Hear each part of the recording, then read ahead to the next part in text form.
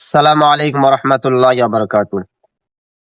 সম্মানিত ভিউয়ার্স, আজকে কয়েকটি কথা রাখবো ইলমে দ্বীন সম্পর্কে। আল্লাহ রাসূল সাল্লাল্লাহু আলাইহি সাল্লাম ইলমে দ্বীন সম্পর্কে অনেক হাদিস নিয়ে আসছেন। এই বিশাল হাদিস সমুদ্র থেকে ছোট্ট একটা হাদিসে আমার রাসূল সাল্লাল্লাহু আলাইহি সাল্লাম ইরশাদ ফরমান, আখলিস দীনাকা ইয়াকফিকাল আমালুল কলিল, যে তোমাদের আমল যদি হয় অল্প, সেটা যদি খালেস আল্লাহর জন্য হয়, সেফ আল্লাহর জন্য হয়, এটা অনেক বড় আকারে ধারণ করে আল্লাহ তাআলা এর জাযা খায়ের দান করবে।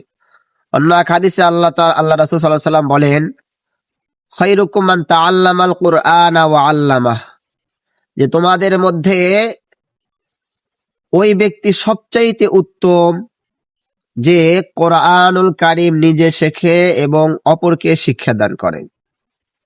এই হাদিস থেকে বোঝা যায় যে যে দুনিয়ার উপরে আসমানের নিচে ওই মানুষগুলো সবচাইতে দামি যারা নাকি কোরআনুল কারীম নিজে শেখে এবং অপরকে শিক্ষা দান করে।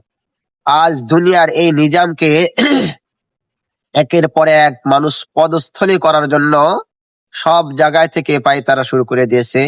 এজন্য আমাদের প্রত্যেকের সন্তানকে যেন আমাদের আল্লাহ রাসূলের এই হাদিসকে যদি আমরা অনুকরণ করতে পারি, সন্তানকে যদি আমি ইলমে দ্বীন শিখাইতে পারি, তাহলে আমার সন্তান হবে খায়রুকুম মান তাআল্লামাল কুরআনা ওয়া আল্লামা। কি হবে? যে আসমানের নিচে আর জমিনের উপরে সবচাইতে দামি মানুষ হয়ে যাবে। এজন্য দামি মানুষ হওয়ার জন্য উত্তম কাজ হচ্ছে ইলমে দ্বীন শিক্ষা করা। এজন্য প্রত্যেকের প্রতি আহ্বান রাখবো যেন আমাদের সন্তানকে ইলমে দ্বীন যতটুকুই পারি এটা যেন শেখাই। আমি বলছি না যে আপনার অন্য স্কুল ভার্সিটি পড়াবেন না, না, এটা তো করবেন অবশ্যই। অবশ্যই আগে মনে রাখতে হবে আবার সন্তানকে যেন আমি দ্বীন থেকে না সরিয়ে দেই।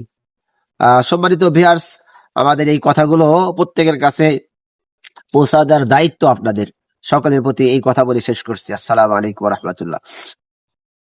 এজন্য সকলের প্রতি আহ্বান, আমাদের সন্তানকে আজ আমি কোথায় দিচ্ছি, এই হাদিসের অন্তর্ভুক্ত আছে কিনা, এই হাদিসের অনুসরণ আমি কতখানি নিজে পালন করছি এবং আমার সন্তান দ্বারা আমি কতখানি আদায় করছি।